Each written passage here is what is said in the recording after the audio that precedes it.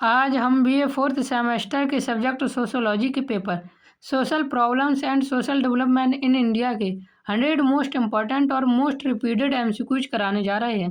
ये वीडियो मुख्य रूप से छत्रपति जी शिवाजी महाराज यूनिवर्सिटी कानपुर के लिए है, जिसका पेपर 15 अप्रैल को है। लेकिन यदि आप किसी और यूनिवर्सिटी से हैं और आपका पेपर यही है तो इस वीडियो को आप भी देख सकते हैं। यहाँ से आपको डायरेक्ट क्वेश्चन देखने को मिलने वाले हैं।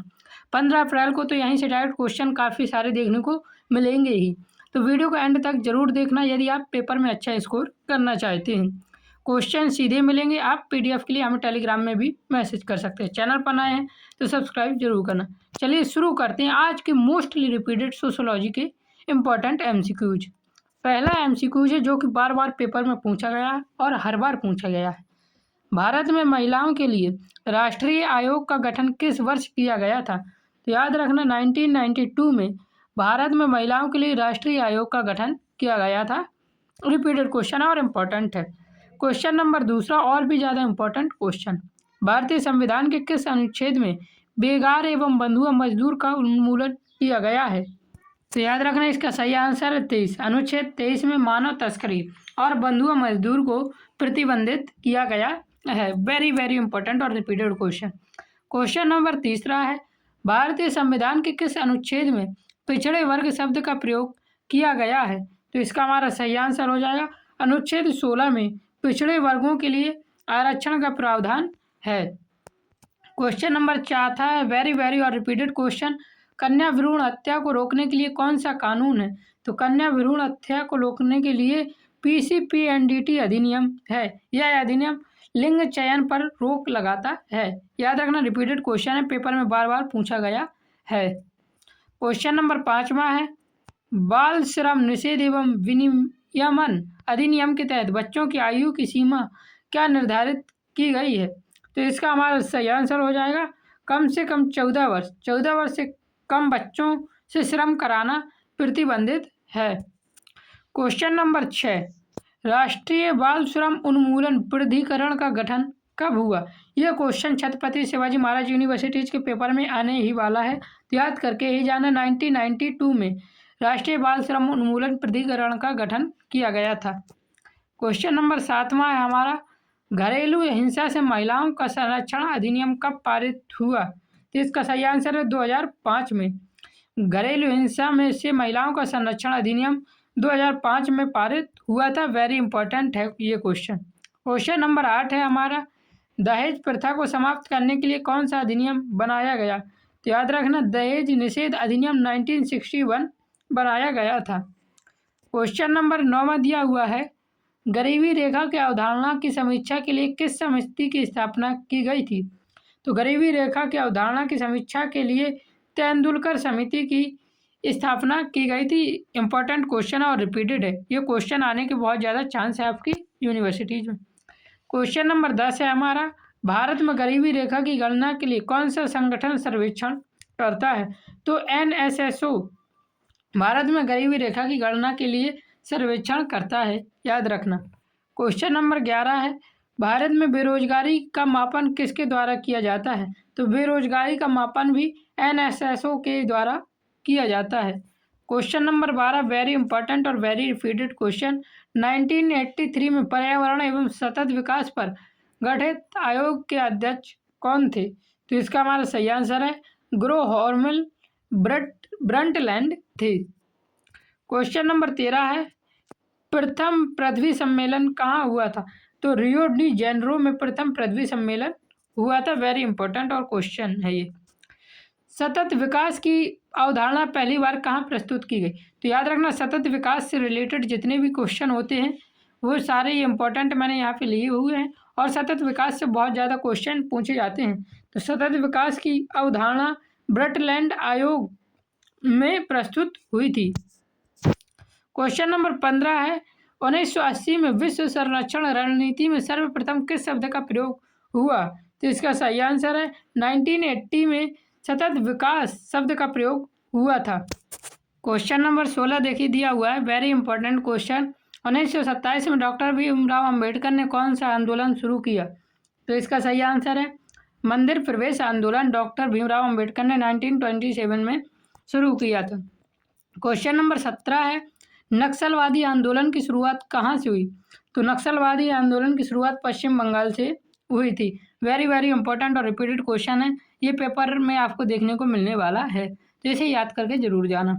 क्वेश्चन नंबर 18 है, मनरेगा की शुरुआत कब हुई? तो मनरेगा की शुरुआत 2006 में हुई थी। क्वेश्चन नंबर 19 है, मनरेगा, फिर से वही क्वेश्चन पूछ दिया गया है, ये क्वेश्चन दोबारा आ गया, रिपीट हो गया है। क्वेश्चन नंबर 20 है, प्रधानमंत्री उज्ज्वला योजना कब शुरू की गई? तो 2016 में प्रधानमंत्री उज्ज्वला योजना शुरू की गई थी। क्वेश्चन नंबर 21 है, प्रधानमंत्री ग्राम सड़क योजना कब शुरू की गई? तो इसका सही आंसर हो जाएगा 2000 में प्रधानमंत्री ग्राम सड़क योजना शुरू की गई थी। क्वेश्चन नंबर 22 है, इंपॉर्टेंट और वेरी रिपीटेड क्वेश्चन, ये पेपर में आने के चांस इसके बहुत हाई हैं। अंतर्राष्ट्रीय भ्रष्टाचार विरोध दिवस कब मनाया जाता है? तो अंतर्राष्ट्रीय भ्रष्टाचार विरोध दिवस 9 दिसंबर को मनाया जाता है। क्वेश्चन नंबर 23 देखिए, दिया हुआ है, अंतर्राष्ट्रीय फिर से दोबारा क्वेश्चन रिपीट हो गया है, उसके लिए सॉरी, मैं आपकी पीडीएफ को सही करके दे दूंगा। पीडीएफ के लिए आप हमें टेलीग्राम पे मैसेज कर सकते हैं। क्वेश्चन नंबर 24 है, इकोलॉजी शब्द का सर्वप्रथम प्रयोग किसने किया? तो याद करना है, ये क्वेश्चन बहुत ज़्यादा रिपीट होता है, तो इसका सही आंसर हो जाएगा अर्नेस्ट हैकल ने। यह क्वेश्चन हर यूनिवर्सिटीज में रिपीट होता है, इकोलॉजी शब्द का सर्वप्रथम प्रयोग किसने किया। क्वेश्चन नंबर 25 है हमारा, पारिस्थितिकी इकोलॉजी का अध्ययन कब प्रारंभ हुआ? तो इकोलॉजी का अध्ययन 1885 में प्रारंभ हुआ था। अभी तक मैंने आपको 25 क्वेश्चन करवा दी। वीडियो को अभी लाइक नहीं किया है तो लाइक कर देना, चैनल पर नए हैं तो सब्सक्राइब जरूर करना। और आप किस यूनिवर्सिटी से और आपके किस सब्जेक्ट का पेपर किस तारीख को है और आपके लिए कौन सी वीडियो मैं पहले लाऊं, ये आप हमें कमेंट में ज़रूर बताएं, ताकि आपकी तैयारी को और बेहतर हम बना सकें। क्वेश्चन नंबर 26 दिया हुआ है, पारिस्थितिकी प्रकृति की संरचना एवं कार्यों का अध्ययन है। यह कथन किसका है? बहुत इंपॉर्टेंट क्वेश्चन है। ये कहा था ईपी ओडम ने। ओडम को आधुनिक पारिस्थितिकी का जनक भी माना जाता है, तो याद रखना आधुनिक पारिस्थितिकी का जनक कौन है? तो ईपी ओडम है। इन्होंने क्या कहा था? पारिस्थितिकी प्रकृति की संरचना एवं कार्यों का अध्ययन है। तो क्या पारिस्थितिकी है जो प्रकृति की संरचना और प्रकृति के कार्यों का अध्ययन है, या ईपी ओडम ने कहा था। क्वेश्चन नंबर 27 है, वेरी इंपॉर्टेंट, सतत विकास से रिलेटेड सारे ही क्वेश्चन इंपॉर्टेंट है। सतत विकास की अवधारणा किस वर्ष अस्तित्व में आई? तो इसका सही आंसर है 1980 में विश्व संरक्षण नीति में इसका प्रयोग किया गया था। क्वेश्चन नंबर 28, पुस्तक से रिलेटेड क्वेश्चन, जो मतलब कि ये पुस्तक किसने लिखी, कौन सी पुस्तक किसने लिखी, ये हर सब्जेक्ट में इंपॉर्टेंट क्वेश्चन होता है, तो इसलिए इन क्वेश्चन को छोड़ने की गलती कभी मत करना। क्वेश्चन आपको यहाँ से 2 से 3 क्वेश्चन देखने को मिलने वाले हैं कि कौन सी पुस्तक किसने लिखी थी इससे रिलेटेड। तो माइंड, सेल्फ एंड सोसाइटी पुस्तक के लेखक कौन है? तो याद रखना इसके लेखक हैं G.H. मीड। क्वेश्चन नंबर 29 है, ली सुसाइड पुस्तक के लेखक कौन है? तो ली सुसाइड पुस्तक के लेखक हैं दुर्खेम जी। क्वेश्चन नंबर 30 है, वेरी वेरी रिपीटेड और इम्पोर्टेंट क्वेश्चन, इस मैन अगेंस्ट हिमसेल्फ पुस्तक, ये पुस्तक बार बार पूछी जाती है, इसके लेखक कौन है? तो इसके लेखक है कार्ल मैनिंजर।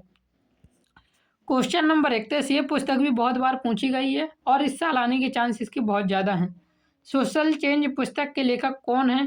तो याद रखना सोशल चेंज पुस्तक के लेखक हैं ऑग बर्न। क्वेश्चन नंबर 32 दिया हुआ है, कल्चर एंड सोशोलॉजी पुस्तक के लेखक कौन है? तो ये भी इंपॉर्टेंट है, तो गिलीन कल्चर एंड सोशोलॉजी पुस्तक के लेखक। क्वेश्चन नंबर 33 देखिए, दिया हुआ है, races and culture of India के लेखक कौन है?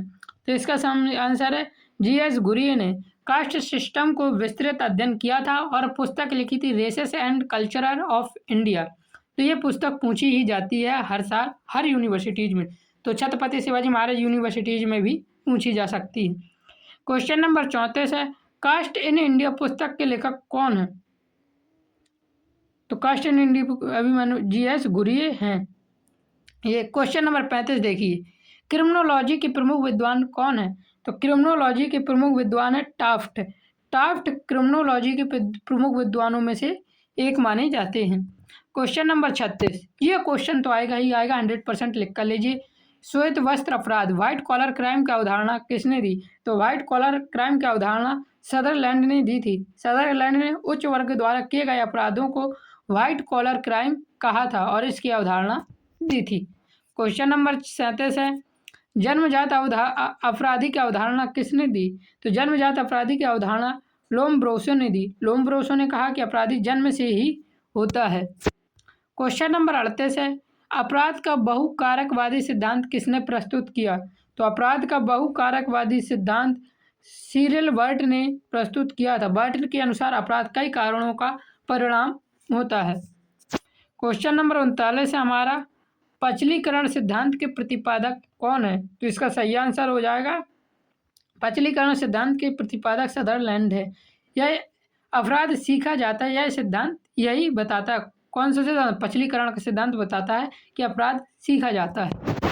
क्वेश्चन नंबर 40 है, वेरी वेरी इंपॉर्टेंट और रिपीटेड क्वेश्चन, लेवलिंग सिद्धांत का प्रतिपादन किसने किया? तो लेवलिंग सिद्धांत का प्रतिपादन हार्वर्ड बेकर ने किया था। समाज द्वारा लेबल लगाने से व्यक्ति डेविएंट बनता है, ये किसने बताया था? हार्वर्ड बेकर में बताया था। और किस सिद्धांत में बताया था? तो लेबलिंग सिद्धांत में बताया था। क्वेश्चन नंबर 41 है, बोस्टल स्कूल के जनक कौन है? तो बोस्टल स्कूल के जनक है गाल्टन। क्वेश्चन नंबर 42 दिया हुआ है, जाति की उत्पत्ति के धार्मिक सिद्धांत का प्रतिपादन किसने किया? वेरी वेरी रिपीटेड क्वेश्चन, बार बार पूछा जाता है ये पेपर में और हर यूनिवर्सिटीज़ में आता है। छत्रपति शिवाजी महाराज यूनिवर्सिटीज़ में ही नहीं बल्कि कोई भी यूनिवर्सिटीज हो, ये क्वेश्चन देखने को ही मिलता है। तो इसके सही आंसर हो जाएगा होकट एवं सेनाट ने। इन्होंने कास्ट को धार्मिक आधार पर समझाया था। क्वेश्चन नंबर 43 है, जाति की उत्पत्ति के किस सिद्धांत का समर्थन नैशफील्ड ने किया था? तो नैशफील्ड ने व्यावसायिक सिद्धांत का समर्थन किया था।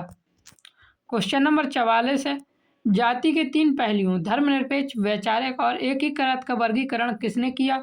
तो ये क्वेश्चन आपके पेपर में आना ही आना है, लिख कर ले लीजिए। तो रजनी कटोरी ने जाति के 3 पहलुओं का वर्गीकरण किया था। क्वेश्चन नंबर 45 है, न्याय आंदोलन के नेता कौन थे? तो न्याय आंदोलन के नेता थे CN मुदलियर। क्वेश्चन नंबर 46 दिया हुआ है, मैककेम मैरियट के अनुसार श्रम विभाजन किस प्रकार का पाया जाता है? तो श्रम विभाजन यौन आधारित अर्थात मेल फीमेल रोल्स के आधार पर श्रम विभाजन होता है। क्वेश्चन नंबर 47 है, कंप्यूटर सुरक्षा के जनक कौन है? तो कंप्यूटर सुरक्षा के जनक हैं अगस्त कैर्कहॉफ्स। इन्होंने सिक्योरिटी प्रिंसिपल्स इन्होंने दिए थे। क्वेश्चन नंबर 48 है, एशिया का सबसे बड़ा बांध कौन सा है? तो एशिया का सबसे बड़ा बांध है टेरी बांध। टेरी डैम भारत का सबसे ऊंचा और एशिया के बड़े बांधों में है। क्वेश्चन नंबर 49, सतत विकास का तात्पर्य क्या है? रिपीटेड क्वेश्चन है। वर्तमान एवं भविष्य दोनों का विकास करना ही सतत विकास है, अर्थात अपनी वर्तमान की आवश्यकताओं को पूरा करके भविष्य की पीढ़ियों के ध्यान दिया जाए, यही सतत विकास है। क्वेश्चन नंबर 50 देखिए दिया हुआ है, संसाधनों के उपयोग और संरक्षण का संतुलन क्या कहलाता है? तो संसाधनों का उपयोग और संरक्षण का संतुलन क्या कहलाता है? सतत विकास कहलाता है। क्वेश्चन नंबर 51 है, सतत विकास के 3 स्तंभ कौन कौन से? तो सामाजिक, पर्यावरण और आर्थिक, ये सतत विकास के 3 स्तंभ हैं। यहाँ तक मैंने आपको 51 क्वेश्चन करवा दिए हैं। वीडियो अभी तक लाइक नहीं किया है तो वीडियो को लाइक जरूर करना, चैनल पर नए हैं तो सब्सक्राइब जरूर कर देना। आप किस यूनिवर्सिटी से और आपका पेपर कब है ये हमें कमेंट में ज़रूर बताएं। क्वेश्चन नंबर 52 दिया हुआ है, निम्नलिखित में से कौन सा सतत विकास लक्ष्य नहीं है? तो इसका सही आंसर है आंतरिक अनुसंधान सतत विकास का लक्ष्य नहीं है। पॉवर्टी यानी गरीबी, एजुकेशन शिक्षा और हेल्थ ये सतत विकास में आते हैं, लेकिन आंतरिक अनुसंधान सतत विकास का लक्ष्य नहीं है। क्वेश्चन नंबर 53 है, भारत में गरीबी के सूचक कौन कौन से हैं? तो आय का स्तर, अशिक्षा और रोजगार का स्तर, ये तीनों ही भारत में गरीबी के सूचक माने जाते हैं। क्वेश्चन नंबर 54 है, विस्थापन के प्रमुख कारण क्या हैं? तो आर्थिक कारण, प्राकृतिक कारण और नगरीकरण, ये तीनों ही विस्थापन के कारण हैं, अर्थात व्यक्ति अपनी मूल जगह को छोड़कर जहाँ वह रहता है दूसरी जगह पलायन करता है, उसे क्या कहते हैं? विस्थापन कहते हैं। क्वेश्चन नंबर 55 है, कृषि संकट का प्रमुख कारण क्या है? तो कृषि संकट का प्रमुख कारण है अतिवृष्टि, ओलावृष्टि और कीट प्रकोप, ये तीनों ही कृषि संकट के कारण हैं। क्वेश्चन नंबर 56 है, कृषक आत्महत्या का प्रमुख कारण क्या है? तो इसका सही आंसर हो जाएगा ऋणग्रस्तता, कम पैदावार और सामाजिक तिरस्कार, ये तीनों ही कृषक आत्महत्या का प्रमुख कारण माने जाते हैं। क्वेश्चन नंबर 57 है, साइबर सुरक्षा के प्रकार कौन कौन से हैं? तो क्लाउड सुरक्षा, नेटवर्क सुरक्षा और एप्लीकेशन सुरक्षा, ये तीनों ही का साइबर सुरक्षा के प्रकार हैं। क्वेश्चन नंबर 58, साइबर से रिलेटेड, साइबर स्कैम, साइबर सुरक्षा से रिलेटेड आप क्वेश्चन बहुत ज़्यादा पूछने लगे हैं, क्योंकि आज का युग कंप्यूटर का युग है, तो यहाँ से क्वेश्चन बहुत ज़्यादा रिपीट होने लगे हैं सोशोलॉजी में, और आपकी यूनिवर्सिटीज़ में भी ये क्वेश्चन पूछे जाएंगे, और ये पिछले 2-3 सालों से बहुत बार ज़्यादा बार पूछे गए हैं। तो साइबर सुरक्षा की विशेषताएं क्या हैं? अनुपालन और आंतरिक खतरों से बचाव और खतरे की रोकथाम, ये तीनों ही साइबर सुरक्षा की विशेषताएं हैं। क्वेश्चन नंबर 59 है, नेटवर्क सुरक्षा का उद्देश्य क्या है? गोपनीयता, सत्यनिष्ठा और उपलब्धता, ये तीनों ही नेटवर्क सुरक्षा के उद्देश्य हैं। क्वेश्चन नंबर 60 दिया हुआ है, साइबर अपराध के प्रमुख कारण क्या है? तो प्रभावी कानूनों का अभाव, तकनीकी कर्मचारियों में कमी और डिजिटल जागरूकता की कमी, ये तीनों ही साइबर अपराध के प्रमुख कारण हैं। क्वेश्चन नंबर 61 है, निम्नलिखित में से कौन सा संज्ञेय अपराध है? तो इसका सही आंसर हो जाएगा हत्या, जिसमें पुलिस सीधे एफआईआर दर्ज कर सकती है हत्या में, इसलिए इसे क्या कहा गया? संज्ञेय अपराध कहा गया है। क्वेश्चन नंबर 62 है, देशद्रोह और विद्रोह किस प्रकार के अपराध हैं? तो देशद्रोह और विद्रोह सार्वजनिक व्यवस्था से संबंधित अपराध हैं। इसे क्या बोल सकते हैं? सामाजिक अपराध भी बोल सकते हैं। नहीं, सामाजिक नहीं, सार्वजनिक व्यवस्था से संबंधित अपराध ही बोलेंगे। क्वेश्चन नंबर 63 देखिए, श्वेत वस्त्र अपराध का प्रमुख कारण क्या है? तो व्हाइट कॉलर क्राइम से रिलेटेड हर क्वेश्चन इंपॉर्टेंट है। तो गरीबी, बेरोजगारी और भौतिकवादी मानसिकता, ये अशिक्षा, तो इसका सही आंसर हमारा क्या हो जाएगा? भौतिकवादी मानसिकता। व्हाइट कॉलर क्राइम मोस्टली भौतिकवादी मानसिकता की वजह से होते हैं। क्वेश्चन नंबर 64 है, श्वेत वस्त्र अपराध के दुष्परिणाम क्या है? अराजकता, मानसिक तनाव और असंतोष, ये तीनों ही श्वेत वस्त्र अपराध से फैलते हैं। क्वेश्चन नंबर 65 है, अपराध के लिए परिस्थितियों को उत्तरदायी किसने माना? तो अपराध के लिए परिस्थितियों को उत्तरदायी मर्टन ने माना था। मर्टन ने कौन सी थ्योरी दी थी? तो याद रखना, मर्टन स्ट्रेन थ्योरी दी थी। इन्होंने सोसाइटी की कंडीशन, सोसाइटी की परिस्थितियों को क्राइम पैदा करना माना था। क्वेश्चन नंबर 66 है, अपराध के लिए संस्कृति को उत्तरदायी किसने माना? तो अपराध के लिए संस्कृति को उत्तरदायी सदरलैंड ने माना था। क्वेश्चन नंबर 67 है, विचलन को समाज के लिए आवश्यक किसने माना? तो विचलन को समाज के लिए आवश्यक दुर्खिम ने माना था। क्वेश्चन नंबर 68 हमारा दिया हुआ है, आत्महत्या के लिए नगरीकरण को उत्तरदायी किसने माना? तो रिपीटेड क्वेश्चन है, सिरोकिन और जिमरेनमैन ने आत्महत्या को नगरीकरण के लिए उत्तरदायी माना था। क्वेश्चन नंबर 69, व्यक्तित्व सिद्धांत के प्रमुख समर्थक कौन थे? तो फ्रायड व्यक्तित्व सिद्धांत के प्रमुख समर्थक हैं। क्वेश्चन नंबर 70 दिया हुआ है, लेबलिंग थ्योरी का मुख्य आधार क्या है? तो लेबलिंग थ्योरी का मुख्य आधार है कलंक। क्वेश्चन नंबर 71 दिया हुआ है, मादक द्रव्यों के प्रयोग को बढ़ावा किसने दिया? तो मादक द्रव्यों के प्रयोग को बढ़ावा दिया था हिप्पी संस्कृति ने। हिप्पी कल्चर ड्रग यूज से जुड़ा हुआ है, और ये कब पनपा था? तो याद रखना 1960s में ये पनपा था। क्वेश्चन नंबर 72 दिया हुआ है, मादक द्रव्यों के विरोधी अभियान का नाम क्या है? तो इसका सही आंसर हो जाएगा operation drug free. Drug free campaign इसी नाम से चलते हैं। किस नाम से? Operation drug free. Question number 73 है, बालकों की देखरेख एवं संरक्षण का सिद्धांत किस पर आधारित है? तो बालकों की देखरेख एवं संरक्षण का सिद्धांत सर्वोत्तम हित, संरक्षण और सुरक्षा, इन तीनों पर आधारित हैं। क्वेश्चन नंबर 74 दिया हुआ है, वह सामाजिक व्यवस्था जिसमें सामाजिक स्थिति जीवन भर निश्चित रहती है क्या कहलाती है? तो इसका हमारा सही आंसर है जाति व्यवस्था। जाति व्यवस्था जीवन भर निश्चित रहती है। आप जिस जाति के हैं पूरी जिंदगी उसी जाति के ही रहेंगे, अपनी जाति नहीं बदलें। क्वेश्चन नंबर 75 है, मातृसत्तात्मक समाज में संपत्ति का हस्तांतरण कैसे होता है? तो मामा से भांजे में मातृसत्तात्मक समाज में संपत्ति का हस्तांतरण होता है। क्वेश्चन नंबर 75 तक मैंने आपको बता दिया। अभी तक वीडियो को लाइक नहीं किया तो वीडियो को लाइक जरूर कर देना। चैनल पर नया है तो सब्सक्राइब करना। आप किस यूनिवर्सिटी से हैं और आपका पेपर किस तारीख को और किस सब्जेक्ट का, ये हमें कमेंट में ज़रूर बताएं, और फिर हम आगे बढ़ें। क्वेश्चन नंबर 76 देखिए दिया हुआ है, लिंग स्थिरता के विकास का प्रथम चरण क्या है? तो इसका हमारा सही आंसर है पहचान। सबसे पहले जेंडर आइडेंटिटी करना सीखते हैं, फिर बाकी स्टेज आते हैं। अरे क्वेश्चन कहाँ गए? हाँ, क्वेश्चन नंबर 77 देखिए, राष्ट्रीय एकीकरण के मार्ग में बाधक तत्व कौन कौन से? क्षेत्रवाद, सांप्रदायिकता और भाषावाद, ये तीनों ही राष्ट्रीय एकीकरण के मार्ग में बाधक हैं। क्वेश्चन नंबर 78 है, राष्ट्रीय एकीकरण का सहायक तत्व कौन है? तो राष्ट्रीय एकीकरण का सहायक तत्व शिक्षा है। क्षेत्रवाद, भाषावाद और जातिवाद ये राष्ट्रीय एकीकरण को तोड़ते हैं।